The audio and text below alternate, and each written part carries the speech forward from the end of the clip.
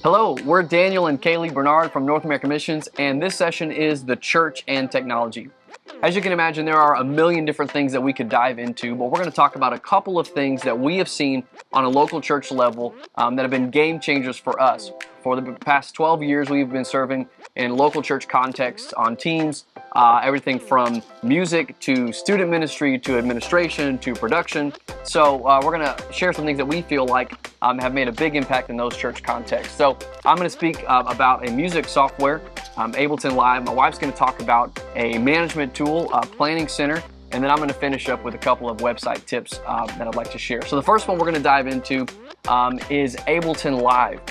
So what's great about Ableton Live is whether you are a large church that already has a built-in music team and developed culture, or you're a small church and you are a piano player only, and maybe that's all you have, I believe that Ableton Live is something that can absolutely change your team's workflow if you don't already use it. So in short, Ableton Live is a music accompanying software that can play along with you and your music team. Now, one of the biggest criticisms or roadblocks to using any kind of music aid in church contexts is the fact that it's canned, right? This idea of you have to follow this order. So what's amazing about Ableton is the song that you're playing with, you can repeat the chorus as many times as you want, or if you have a leader that just gives signs, you can follow the signs in Ableton. Now, I'm not going to try to spend a lot of time and go into the details of every single thing, but there are two websites that I want to refer you to really do a deep dive on the topic of Ableton. The first one is multitracks.com. The second one is loopcommunity.com. Now, Ableton can be run from a laptop in its kind of full version as a standalone software. There are also other engines that you can use to run Ableton, such as Playback, Prime, things that can be run from an iPad on an app. So if you're an entry-level musician even and you're not really sure, there's somewhat of a learning curve, but those websites can really give you a leg up on how Ableton is used. So just a little further explanation, if you have your musicians using headphones, you can have Ableton running into their ears, their headphones, and it will give a metronome, and it'll also give what's called a guide. It'll have a person in there saying chorus, verse, guiding them through the song. You can send that signal to musicians, and then you can send a separate signal to the front of house. So let's say you're a keyboard. You can select which instruments you want to play and which instruments you want to mute. So if you have a keyboard, you could literally leave the rest of the instruments in and mute the keyboard. Now let's say you have a full band. Well, Ableton is wonderful because it can play things you don't have. Like, I doubt you have a third keys player that's playing bells or live bells, or maybe you don't have a full string section. Well, Ableton can... a horn section. A horn section, yeah. Right, exactly. And Ableton has tracks, what they call master tracks, from the album, from the actual musicians and singers that played and sang on whatever album you're looking at. Now, there are some things, there's different ways to approach it. You can purchase songs one by one. They have subscription services. But Ableton is great because if you have very few musicians, you can integrate whatever instruments you would like to, mute and unmute instruments at your will. And if you have a large context, you can add things. You can also export an individual piece from Ableton. So we're going to talk about this in a minute, but if you want to equip your musicians or singers with resources, you could export the drum track soloed by itself, which is a game changer. You could export a vocal part and upload those things. So I want to encourage you to look into Ableton Live. And again, those two websites that I think will be a great resource to you are Loop Community and multitracks.com. Now, I know that's a very specific track of technology to speak about, maybe only pertaining to musicians, but I want my wife to take some time and talk about Planning Center Online, which is a massive tool for churches. If you haven't heard about Planning Center, it's something I think you are really going to enjoy. Whether or not you use this exact engine, even if you don't use Planning Center, I think some of the things she's going to talk about will stimulate some ideas of other programs that you may use currently or ways you can integrate that. So could you take some time and talk about Planning Center? Absolutely. So to give a little bit of background, we were at Royalwood Church with the Macy's for 8 years, and during that time, I had to immerse myself in the world of Planning Center, so all things Planning Center. And if you are not using this, I strongly encourage you to just look it up and to just figure out if it's good for your church context. When you are in a thriving church, and which I feel like we all are in, even if we're in different sizes, different cultures. I believe that God has brought revival to our churches. So we can all say that we're thriving. And it doesn't matter how organized you feel like you are, a thriving church always feels like it needs more organization. Sure. It doesn't matter how big or how small you are. Everybody has the conversation of, how can I get more organized? Because you're organizing volunteers, you're organizing services, events, schedules, and you're trying to communicate with a bunch of different people at the same time. And who wants to spend loads of their time sending group texts to people? And what volunteer likes to receive 20 different group texts in an evening? Planning Center is a scheduling and communication platform that will transform the way your church operates. And it has several different systems involved and included in Planning Center. And I'm not going to have time to talk about all of those tonight, but there are a couple I want to highlight. And one of those is Planning Center Services. Planning Center Services. It has an app as well. You can look it up on your smartphone. But I also operated it heavily on my desktop. And what's so amazing about Planning Center Services is you can get a game plan for your entire Sunday experience in one snapshot. So what does that mean? If you, for example, have a schedule at your church where you have a 5-minute countdown, then you go into 2 worship songs, then you have a break for announcements, offering, and prayer, and then you do 2 more worship songs, and then the preaching comes up. You can format all of that on Planning Center. And then within those categories, say in your announcements block, you can actually put in your announcements and live update those announcements. So that way, whoever your announcement volunteer is, they don't have to try to hunt down the announcements and who's got them. Is it the pastor? Is it the administrative director? Is it who's got it? It's all right there for them in Planning Center, so they're not having to hunt down information from a bunch of people. And they get that live update on their phone. If you want to indicate soloists on each song, you can do that. And as Daniel said, you can upload, if you have those part MP3s, you can upload those to Planning Center. Now, obviously, you could get those from Multitracks or record them yourself. And I know I'm talking a lot, but I want to let you see how amazing this software is and how much it will streamline your processes. So you can schedule people on Planning Center. So once you've got your Sunday service all laid out, you know what's going on. Now you got to find volunteers to make all of this happen. Each and every category that you can dream of, you can put it on Planning Center. So if you wanted to, which is what we did at Royalwood, and I highly suggest it, if you wanted to schedule each and every person that makes Sunday happen on Planning Center, you can do that. So for example, if you have a parking lot team, if you have a greeting team, coffee shop, if you've got ushers, security, Sunday school volunteers, if you've got people involved in the service, your singers, musicians, your pastoral team, your prayer team that comes up to the front, your next step team that meets after service, each and every volunteer position, your media, broadcast, lighting, anything that you can think of, you can schedule it on Planning Center. And this is so helpful because you can keep track of who you've scheduled, and you can also see who has confirmed and who has declined and who hasn't answered yet. We kind of had this motto of every team needs to go green. So that meant that every team, whenever possible, needed to get on Planning Center and confirm that they were available to serve in that position on Sunday, which turned their notification green. If somebody didn't respond to their notification, their name was left yellow. And if somebody had to decline, they turned red and had like a strike through their name. And one thing we really liked about Planning Center was the amount it held our teams accountable, not just to their leaders, but to each other. Because there are a few things, I don't know, but there are a few things more disheartening than showing up to serve with somebody on Sunday and they just don't show. And you're like, okay, great. This was fun. And you feel like there's a hole. Well, Planning Center allows you to see who has confirmed ahead of time. And if there's somebody that you see hasn't answered, you can text them or email them a reminder and say, hey, so you haven't confirmed, please let me know if you're going to be able to make it. And then if somebody declines, one thing that we instituted in our culture was you had to give a reason why. And this drastically changed our team dynamic because it wasn't about control or telling, things that you didn't want to tell. It was about accountability as a team. Yeah. Because if you gave that reason why, then if you had to decline, it better be important. You couldn't just sleep in that day.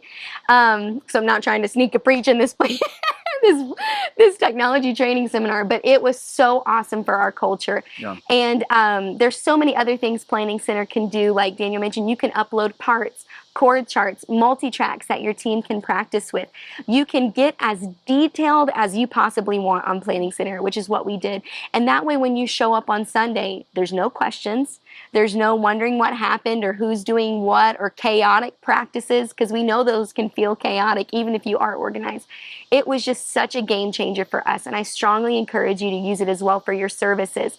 Also, Planning Center has other systems that can help you so much. We really utilize Planning Center registrations, which was where, for example, every summer was big, but like youth camp, our kids could go on our Planning Center registrations, They could register for youth camp. They could pay for youth camp that way. They could download all of their forms. They could get all the information they needed to know right there on registration. Nobody is having to handle cash or remember who paid what anymore. It was all right there on Planning Center registrations. There's also People, which is kind of like a church, I don't want to say directory because you don't have to make it available to the public, but as a pastoral team, you can see people's information if you need to see that, and they give you that consent. When people fill out a connect card or a welcome card in service, that gets uploaded into Planning Center People, and you can keep track of it. And you can also upload pictures of people into Planning Center if they would allow you to. And that way, if it's like, oh yeah, I've heard of Billie Jean Thornton, but I haven't met her yet, you can show a picture on your phone, because People also has an app. And then also, sorry. Billie Jean Thornton. I'm laughing at Billie Jean Thornton. If a Billie Jean Thornton is watching this, we want you to come to our God bless you, Billie Jean Thornton. Woo! No, so if you can keep track of people that way, but also super vital was keeping track of our new members and where they are in our new members process. So if you have a new members class or course, you can take People and you can create workflows and show that, I'll say Daniel Bernard is in new members class 1 and he completed it, but he still would like a Bible study about X, Y, and Z, and put notes in people's profiles. Yeah. So very, very helpful especially when you're trying to get new people integrated. And also there's giving, where you can give your tithes and offering, and it's all in Planning Center. And then there's groups where you can keep track of your small groups, your departments. If somebody graduates out of your new members class and they want to be added to the Sunday school department, you can then put them in the Sunday school group. Once again, I just want to reiterate how vital Planning Center can be, not just for communicating tasks, but transforming your volunteer culture at your church. So I encourage you, look at it on YouTube. They have something called Planning Center University. So if you're interested in learning more about it, or if you currently have it and just want to learn more about what Planning Center can actually do, you can take a deep dive into the world of Planning Center, and it will be very, very helpful to you. So that's what I've got. Yeah, and just want to reiterate a couple things. She really is the Planning Center guru, but just again, from a high level, what's great about Planning Center is you can build it out as you wish. Yeah. So if you just want the services for service scheduling, you can just purchase that. If you just want a church database, use it for children's check-in. You can use it, you check them in, you get a badge, you get a code, it's safety protocols, all those things. It's great at that. And then again, she mentioned this, but I just want to reiterate the fact that once someone signs a Connect card or signs up for a ministry, all of that can be logged in Planning Center. Every email, if they're being added to a team, that can happen in Planning Center. So an automated service. Right. Yeah. So theoretically, high-level leader, you could go into someone's profile, see the times they've checked in, see every time their child is checked in, everyone in their household. You could, if it was appropriate, see their giving history through Planning Center in their profile. You could see every time they've served. You could see every time they've declined. So, and all those permissions of who can see what is manageable. Yes. But if you had, your executive pastor or senior pastor, you could literally pull up someone's profile and get a very clear picture about their overall church attendance, because you can track them on Planning Center. Right, which again, it sounds almost a little overwhelming, but it's one of those things that's, as a growing church, you can feel so bad when you don't know who somebody is and you're like, oh man, I know they've been here for a long time. And there's nothing worse than going up to somebody and being like, hi, what's your name? And they're like, I've been here for 5 years. And you're like, oh. But all of that to say, Planning Center allows your pastoral team to grow with your church, and you can help keep track of people as your church grows, so nobody gets lost in the shuffle. You can make sure they're in a small group. You can make sure that they're involved in a department. All of those things can happen through Planning Center. Yeah. And lastly, just want to touch on Livestream and online presence, so website, social media. So with Livestream, one thing that we discovered through several years of polling guests, people that had come once or repeat guests, we asked questions both just in person and through some surveys of what brought them to the church or what their interaction was with the church, and we found that over half of our guests in our context had watched online for 1 to 2 services before making the decision to attend in person. So for us, what we found, and what I want to challenge you with, is the fact that our online stream became our new front door, and that people were going to watch online before coming in person. So then our focus shifted to, we want our online stream to be the best representation of what is happening in service. So we didn't want to stream just to make it look good and make it look like a show, make it look like a production. That was not the purpose of Livestream. For us, it was, we know that if you're here, the experience is going to be amazing, but how can we create a more immersive experience through our live stream? And what's amazing is technology has become so much more easily accessible. So I just want to encourage you that what used to be a massive camera operation with high level of knowledge required, now you can get a camera with interchangeable lenses, and you can put on a transmitter connected to your computer, and basically have a 16-year-old with a camera and a lens running around live streaming. Now, there's so much, I can't even go down the rabbit hole of live stream, but I just want to encourage you, reach out to myself. If you want to talk about live stream, I can connect you with people that can really help you with that. But live streaming, I want to say, is more important than ever. We learned this through COVID, but even now, because I want to make the argument that your live stream is your church's front door. And then a couple tips for your website. If you have a church website, a couple things I would say is it needs to be quick, it needs to be responsive, it needs to have pictures of people at your church, right? I think sometimes it can be off-putting to go onto a website and just to see stock photography. People want to see what is your church like. So the best way to show them is to show them people in your church. When someone goes to a church website, they want to see people. Also, make it very clear, if you are new, where should I go? Just like we want to have proper signage on our physical campus, when I go onto your digital campus, your website, I want to know in the first few seconds, I'm new here, what do I do? So about us, new here, these kind of buttons to immediately direct them to pertinent information for guests or first-time users or interactions with your site are vitally important, because your live stream, your website, these are your church's new front doors. Yes. So I just want to encourage you with those couple things. Any final thoughts? I would say, with the website, just to keep in mind that what we've witnessed is that really one of the main things people want to know about is, what do you offer my kids? So make it very clear what you offer on a Sunday for all children. I mean, even if you offer a high school class, anybody under the age of 18, or if you have a young adult class, whatever it might be, the things people want to know about the most is, how does your worship feel? And what can you do for my kids? If you have that present and very clearly indicated on your website, I think it'll really push traffic into your doors.